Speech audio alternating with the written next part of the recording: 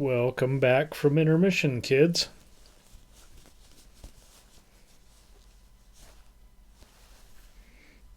Look what I did. That's the Hendrix Neptunia, but those aren't olives. Yeah, I decided to try the old lemon peel martini.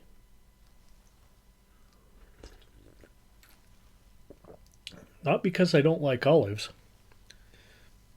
In fact, I was texting up there about, going going to the grocery store. There's a grocery store here in town that has an olive bar. And getting all the olives and all the cheese and going on a picnic.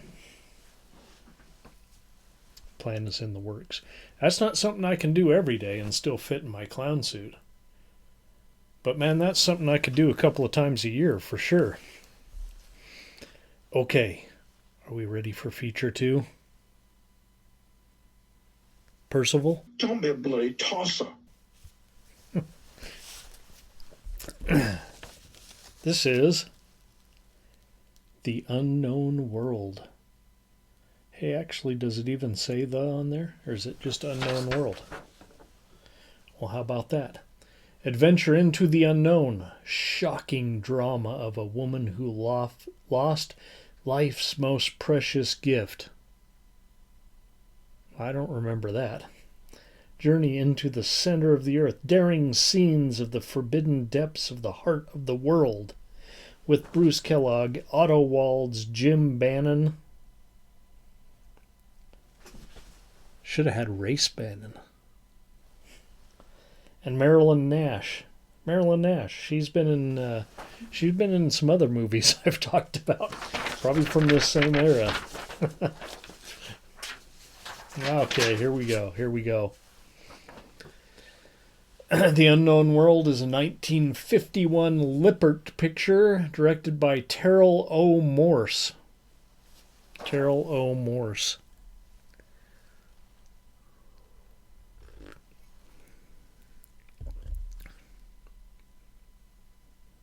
Delicious. We begin with a lecture about about atomic energy and the dangers of the atom bomb. Kind of like, yeah. So the dread nuclear winter. So, y'all kids, you 18 to 34-year-olds. 34. No. You don't remember growing up with the threat of nuclear winter hovering over your every second.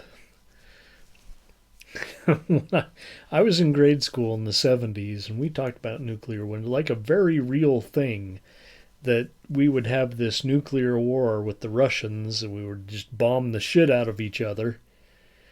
And then it would be winter for like 10,000 years, and we'd all fucking die anyway. That's probably why it never happened. Because everyone was going to die. Yeah, that's the atmosphere we grew up in the 70s.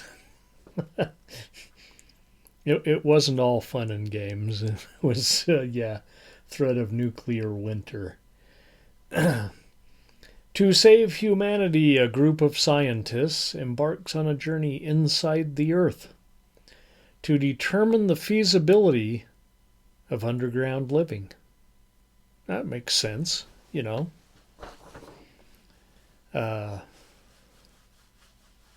Yeah, somewhat sound. In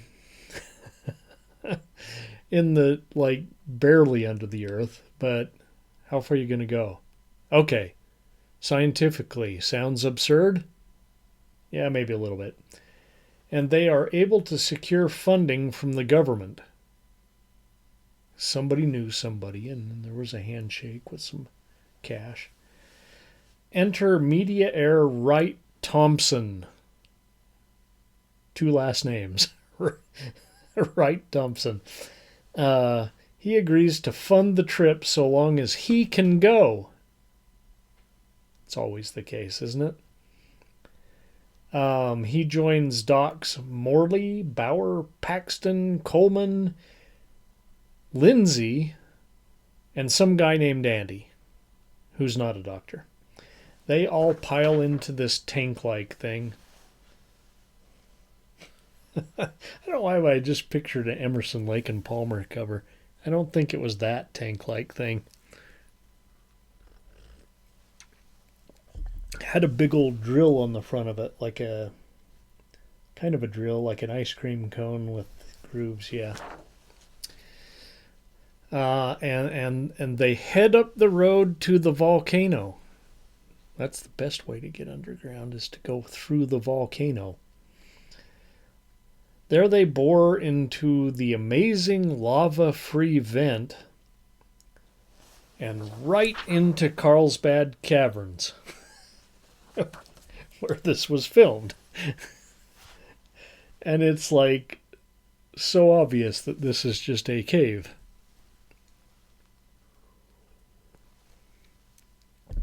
But wait, it gets better. They explore, find the air is breathable, because it's Carlsbad Caverns, and they eventually find water.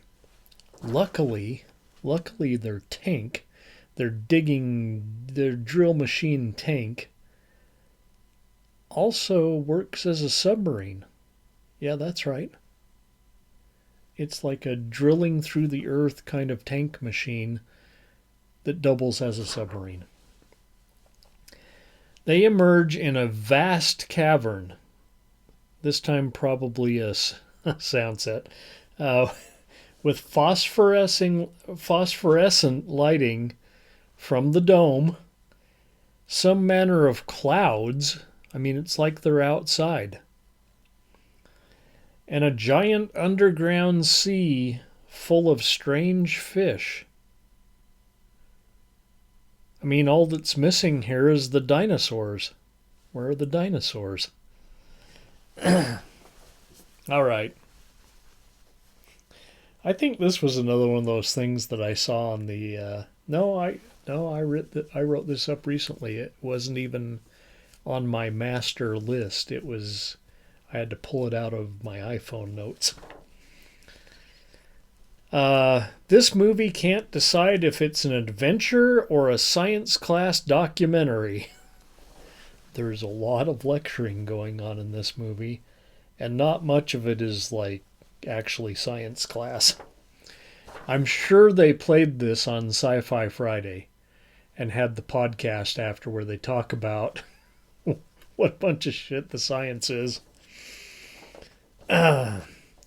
It moves at a snail's pace, and the adventure is a little on the dull side.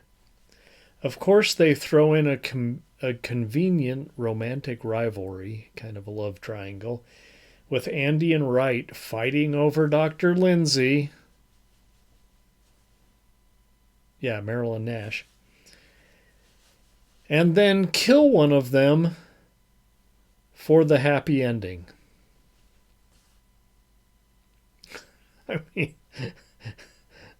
really? I wrote here, ugh.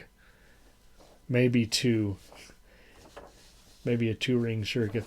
They should have got some fucking dinosaurs. If this had dinosaurs, I mean, that would have made it 3, maybe 4 rings with some, like, plastic-ass dinosaurs.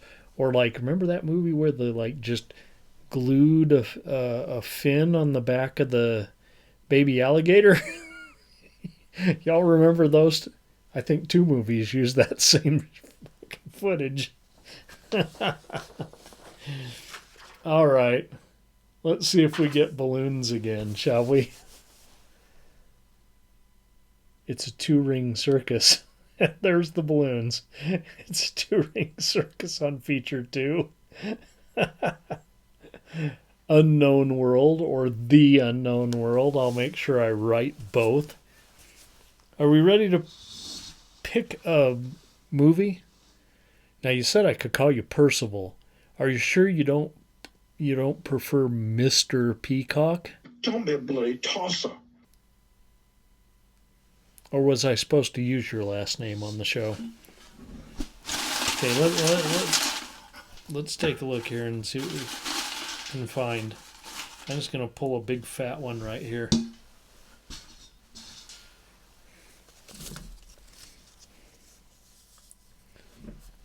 Ooh. It's Jalo night next week, which means we'll be in color. You like color, Monkey? By God, yes, ma'am. I didn't even have to ask you about this one because I know you'd approve. It is The Case of the Bloody Iris and Knife of Ice. Jalo night next week on the Late Night Picture Show. Now, you know all that stuff with the... Leave some comments. Tell me what you're going to be doing in 2036. Y'all are younger than me, so you'll probably still be alive.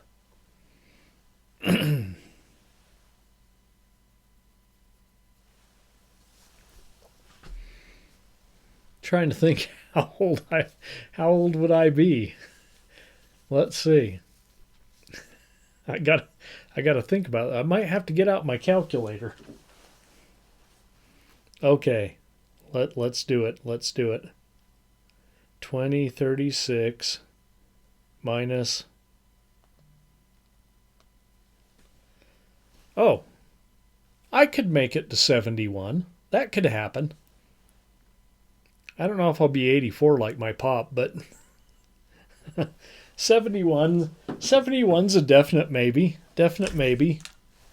Since I quit smoking several years ago. Of course, all that smoking probably won't add to... My arteries might be like hard and brittle. But be sure and join us next week. I'll break out the J&B bottle just to make sure we're having Jalo night proper. Good night, kids.